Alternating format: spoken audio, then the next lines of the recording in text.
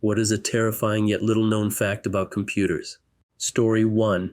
There is a possibility that a large solar flare could swiftly destroy enough computers and satellites to cause some pretty major, potentially long-term disruptions in power, water, and food supply, world banking, and communications. I have a friend who has no fear of solar flares but is terrified of EMPs. He is 100% convinced that in our lifetime North Korea or Russia or someone will detonate a nuke somewhere over the US and cause an EMP that causes massive outages. 100% convinced this will happen to the point where guns and canned food are stashed away to be prepared for it. I told him if they nuked us, it's not the first nuke you should worry about, but the second one that will land on our heads. He doesn't understand why any country would throw 2 nukes at us, or when the first one can cause a devastating EMP. Story 2. A lot of algorithms in big tech aren't written by people. They're written by other programs which create the algorithms by repeatedly changing small things, testing them against known data sets, and then only keeping those that did well in the test. At a certain point of iteration, no human being knows exactly what the algorithm is or why certain features of it exist. They just know it produces results that seem correct or suitable for the purpose. Maybe that's okay if your algorithm is reordering your playlist to seem random because humans dislike true randomness, but it's terrifying if your livelihood depends on that algorithm, gig workers, content creators, or even your liberty, algorithms which police use to tag your activity as suspicious, or which judges use to determine if you should be paroled. Did I mention training data can be biased? What if they only trained the algorithm with people who don't look like you? Or if they decided the algorithm was good to use because it matched prior policy, even if that policy was biased. How does the algorithm react in situations in which a human operator would know to bend the rules? This is what gives me pause about software, that it mindlessly enforces policy with no wiggle room, no understanding, and little accountability. And we've put software in charge of our society. Story 3. A cascade of subatomic particles from a cosmic ray hitting the atmosphere can hit a capacitor in your computer, effectively turning a 0 to a 1. This is known as a single upset event, SU, and can cause blue screens of death along with other myriad problems. These particles are constantly bombarding you and everything around you from space, and if you draw the grand prize on the crap lottery, they might ruin your day. Story 4 Y2K was definitely a real thing that could have happened if no one decided to look at the problem. The reason it never happened is because businesses around the world changed the year from 99 to 1999. Nothing happened, so everyone called it a hoax, except something did change. When you input the year on the computer, you suddenly had to use 4 digits for the year instead of only 2, so everyone thought it was big media that was scaring everyone, but it was an actual problem that companies spent a ton of money to fix. Then no one got praised for fixing it because everyone thought it was a hoax since nothing happened. Story 5. The universe doesn't like computers because when cosmic rays, you can't see or feel cosmic rays as they just pass right through you, hit transistors in the right spot at the right time, it causes a bit flip, i.e. 1 to 0 or vice versa, which can cause glitches or even your computer or phone to crash. So next time your Windows crashes, you can most likely blame it on the universe. Story 6. I do fire alarms for a living. I once did a major overhaul of a data center that had been in operation for decades. Some of the servers scattered around that place, information on them had gotten lost. Nobody knew what they were for or who they belonged to, but no one dared turn them off or mess with them. So who knows what vital function might be being handled by a 1980s server with coax cable network connections in a corner of some building people have forgotten even exists. Story 7. People don't understand the positive effects of proper computer maintenance. And even if they could do it themselves, the manufacturer never tells you, dust must be cleaned out or eventually you will never, and I mean never get it out. And nobody replaces the thermal compound. Your CPU is much better than it is now. The thermal compound dried out last year and now it's been thermal throttling this whole time. Doesn't matter though because it's outdated, so go buy a new one. Story 8. Generally, people have no idea how much data is collected from them by computers, desktops, laptops, smart TVs, tablets, smartphones, voice assistants, car infotainment systems, digital camera systems, etc. Scary, scary amounts of data. And it only takes a few pieces of data to de-anonymize you. The data comes from everywhere. Tons and tons of apps, especially the free ones, have invisible backdoors in them, silently whisking away your personal data. Even a small app like a free flashlight app with only say 35K users can easily earn $1,000 a month just from selling your data behind the scenes. Apps can tell from the tilt of your phone if you're in bed or on the toilet. Your phone's accelerometer can tell if you're sleeping, walking, running, or driving. Using data aggregation by device and IP address, you'll see ads on social media for things that you merely only talked about but never searched for. The tracking aspect alone is horrifying. Story 9. Computers can be affected by your body, since they conduct electricity and are basically giant antennae. If you feel a shock from static electricity, that is several thousand times the amount of static charge that could potentially destroy more sensitive components. Sometimes PCs will react strangely with a certain person due to their conductivity. I once fixed a computer for a user who would get all sorts of random errors. I was working on it once and couldn't reproduce the issue. Then she got within 10 feet of the PC and here come all the errors. She moved away and they cleared up. Swapped her PC with a spare and she never had another issue. To this day, I've never seen this before or since. The user had a knee replacement and we figured that somehow contributed. Story 10. Engineers did such a good job dealing with the Y2K problem that many people today believe there never was a real problem there in the first place. The somewhat similar event in 2038, dubbed Y2K38 by some, when the second counter since the Unix epoch overflows its 32-bit signed integer, was recognized as a potentially similar issue back in the 90s, but largely ignored because it was 4 decades in the future. Since then, engineers have largely defaulted to ensuring that new tech would not have this bug and hoping that all old tech would be replaced before it becomes an issue. Meanwhile, the general public has fooled themselves into believing that Y2K was ever a real problem. The world has grown much more dependent on computers and arguably grown to be more fragile too, and anyone who worked with old prefix Unix machines and their derivatives has grown older. Some of the fixes for software that everyone uses are only a year or two old, and if a prefix software made it into some embedded piece of tech that everyone forgets about, this might be a problem. Things are potentially going to be fun come January 19th, 2038. Story 11. Anything connected to the internet is not secure, and privacy is a luxury. One leaked password can make your life a living hell, in particular when it's connected to your banking information. Anything smart you buy will last as long as the company wants it to. Any internet-connected machine is a tool or a gate to any good things, as much as bad things beyond imagination. A smart home, if connected to some systems, could kill you. Heating systems are special, but other systems can misbehave and lead to big problems. In any portable device, there is a battery capable of burning down your house if treated badly, or a protection malfunction. The thing is to learn to properly use any computer, and you won't have any problems. As humans, we mastered other things that, if you think about it, are really dangerous. We just didn't comprehend how dangerous they were until something bad happened. Story 12. All Intel chipsets, since 2008, have a mini-computer subsystem called Minica OS, which is closed source, inaccessible, has low-level access, and no one really knows what it does. It can theoretically see and share everything you do on your computer with a third party without you knowing, including the RAM contents, network devices, and cryptographic engine. It can directly access the network interface using a dedicated link for out-of-band communication. Thus, even if you monitor traffic with a tool like Wireshark or TCP dump, you might not necessarily see the data packet sent by Intel ME. It's a massive security flaw. You can buy computers from security experts specifically with that part disabled, which you can't do without a good knowledge of computer hardware. Story 13. The invention of computers makes it far easier to kill and maim people. Nukes can hit cities with pinpoint accuracy, and missiles and bombs can shred cities. Soon, even the guns on tanks and military vehicles will be using machine learning to kill instantly. War will be like fighting with aimbots. It won't be a battle of humans anymore, but a battle of robots. Humans will be so outclassed in future wars. Story 14. AI is getting better and better, and huge advances have been made in just the last few years. Whether that's something to be terrified of is a matter of opinion, but it does mean some decidedly scary sci-fi plots could be real possibilities within our lifetime, or maybe it'll all be fine. Who knows? Story 15. If your computer has never been hacked, one of two things are true. It has been hacked and you don't know it yet. You have nothing of interest.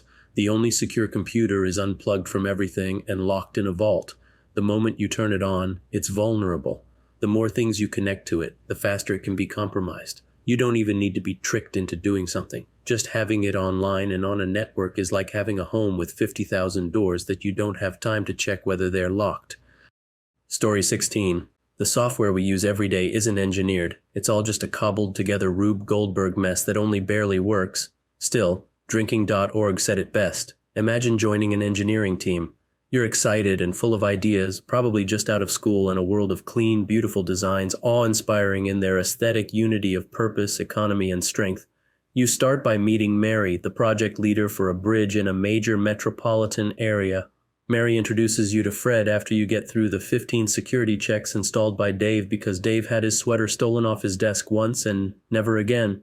Fred only works with wood, so you ask why he's involved because this bridge is supposed to allow rush hour traffic full of cars, full of mortal humans to cross a 200-foot drop over rapids. Don't worry, says Mary. Fred's going to handle the walkways. What walkways? Well, Fred made a good case for walkways and they're going to add to the bridge's appeal. Of course, they'll have to be built without railings because there's a strict no railings rule enforced by Phil, who's not an engineer.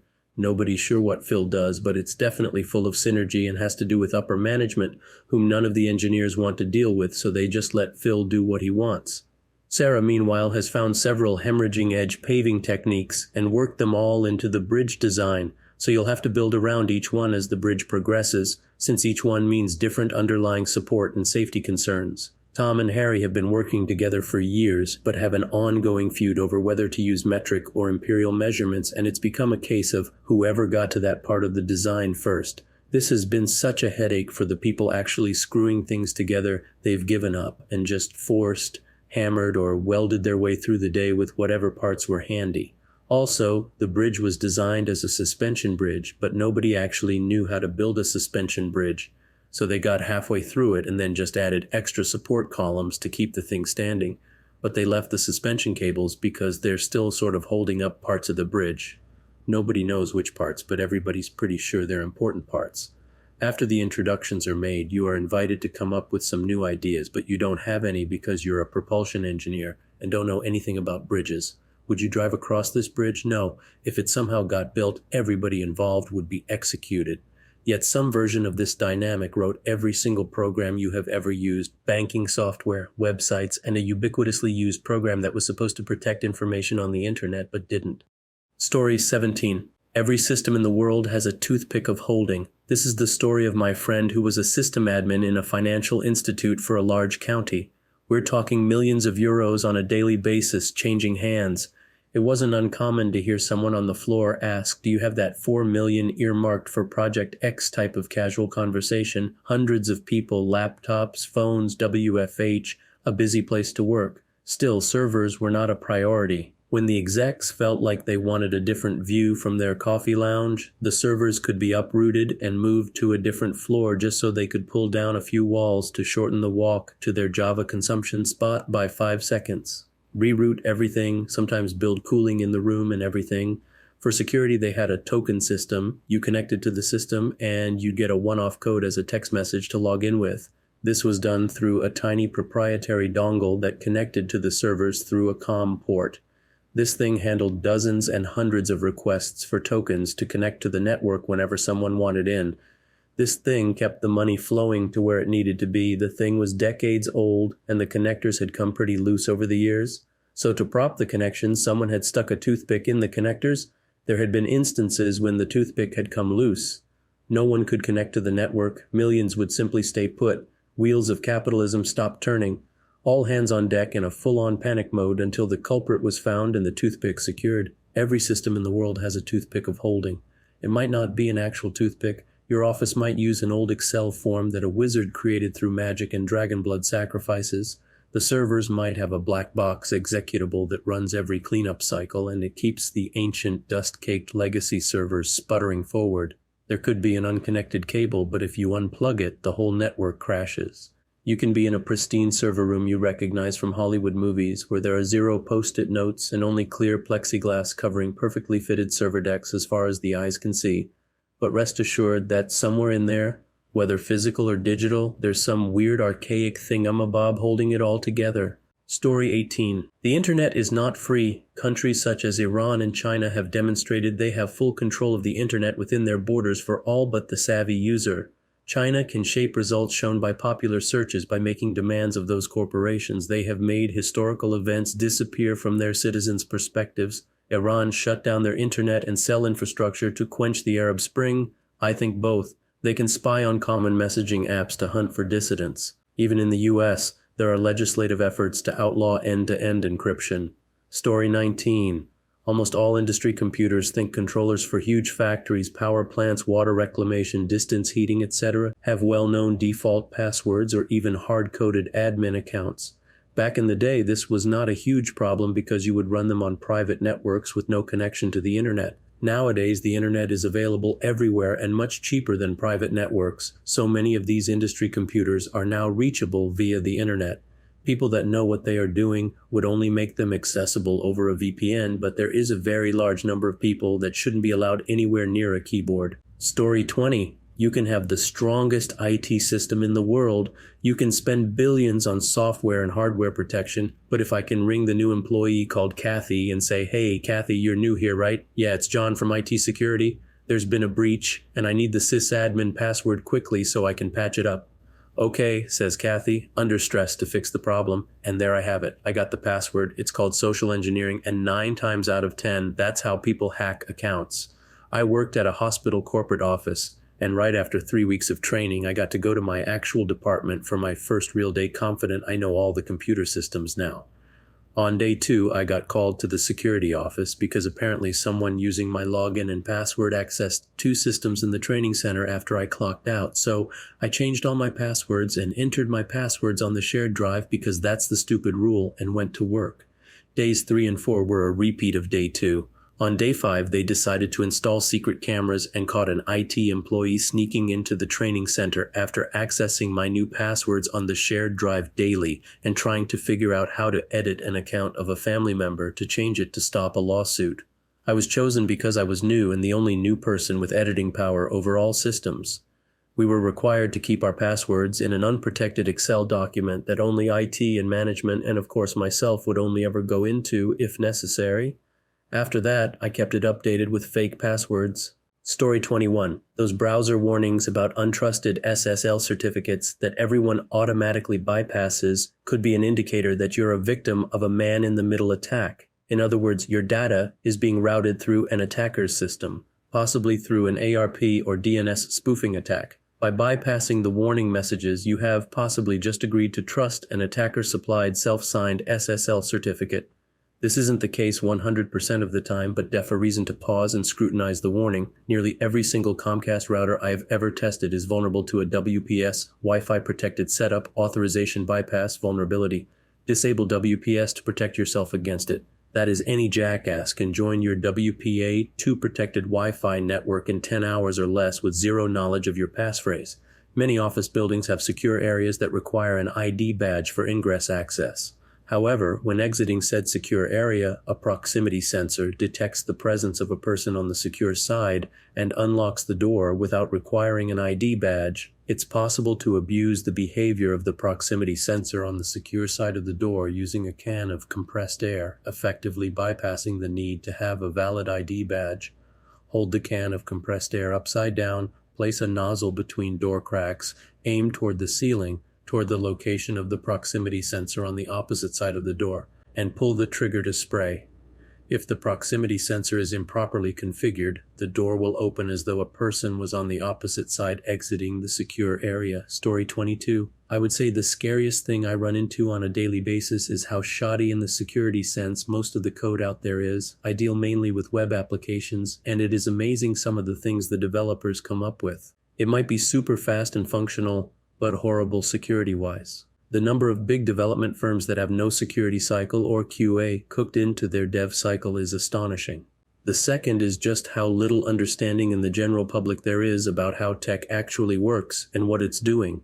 Everyone uses it for everything, yet there are people out there who are in charge of commerce apps that take your financial data and don't know what a web browser is. I actually think the general population is getting more tech illiterate. As devices have become more user-friendly, the level of IT knowledge required to use them has gone down dramatically. So what we have now is the equivalent of a bunch of toddlers running around with bazookas and not knowing what makes them go boom.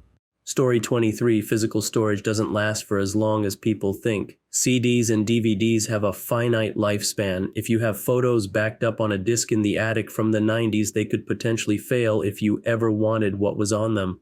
Same thing with USB flash drives and HDDs a decade or two before they fail. This isn't a problem right now, but imagine a world where everything is stored digitally as opposed to hard copy, which also has a finite lifespan. Your grandkids won't have any of your pictures or files because they will all be gone. Sure, you could do online backups, but even then, how long will that service be around? How many times has a company gone out of business taking its media with them? Story 24, appliances or devices, ovens, fridges, thermostats, door locks, what the hell, that are network accessible when they normally are not, is a problem that is getting worse. The protocols they use to communicate usually have little to no security in mind. The communication API will probably have really powerful functions available in the open and clear. For example, if I have to upgrade the software of my fridge, and there is a command used in there to turn off the power, can I just send that command to any fridge of that brand and have it shut off? Giving up security for convenience is always a hard trade for people like me. Sure, being able to set my thermostat from my phone is neat, but do I have to have it talk through a third party, the company that makes it? No way and no thanks. Stop buying dumb devices that can remotely be accessed unless you are very sure it won't burn down your house or cost you tons of money in case of an exploit. Story 25. The scary part of the computer security world is not China, Russia, or any other type of advanced persistent threat. Not anonymous or some disparate group of computer hackers. The number one threat to computer security is people. Social engineering is still the best way to get into almost any system. It cannot be patched. The amount of people who will still run Excel report not a virus.exe is mind-boggling. Most intrusions are done through malicious emails or malware preloaded onto a USB stick that someone drops somewhere.